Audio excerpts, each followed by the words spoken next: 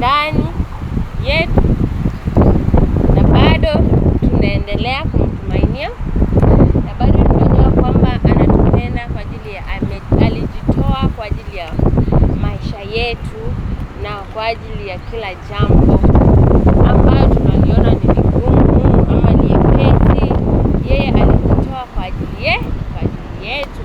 So tuzidi kumtumainia, kumtegemea na kumuomba, na kila wakati tumwambie mapenzi yako yatimizwe katika kila hali ambayo tunapitia ndani, ama katika kila hali ambayo uko ndani. Mwambie Mungu mapenzi yako yatimizwe. Na unajua kwamba mapenzi ya Mungu haijawahi kuwa kidogo. Mapenzi ya Mungu huwa inakuwa kubwa kwetu.